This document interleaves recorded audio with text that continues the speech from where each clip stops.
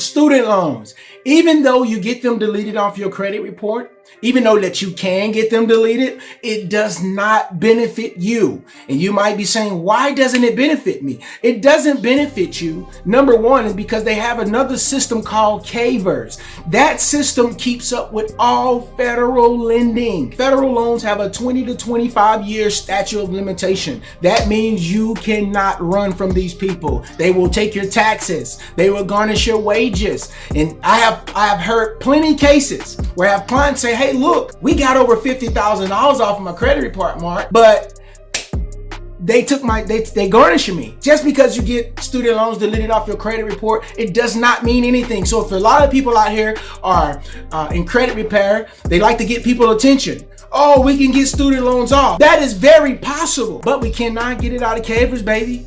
We cannot get it out of CAVERS. That's a federal system. So you can't run from it. You can't file bankruptcy. You cannot get rid of these student loans unless you go up under the guidelines as far as you may be an old veteran that may be hurt, disabled. You may be a senior citizen. You may fall up under one of the programs that they do have. But I do have good news. The good news is we can dispute all of the late payments. We can still dispute the student loans. I love all of that. But I want to give you the fact. Student loans does not stop you from buying a house. It does not stop you from buying a car. As long as you're in good standings, you can be making a very low monthly payment, $5 or $10, or you can be in deferment. All right. It does not stop you from buying a house. All right. This is 2020, and I want people to be able to be free. Okay. I want you to be able to buy a house this year. All right. The banks only count 1% of how much that loan is towards your DTI. A lot of you probably saying, what is DTI? It's your debt to income ratio.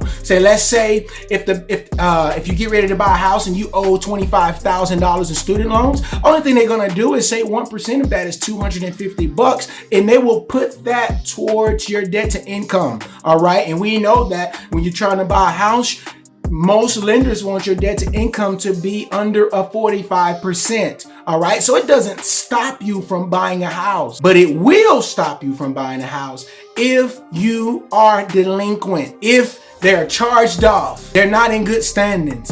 It can stop you from buying a house because they're going to pull your name up in CAVERS.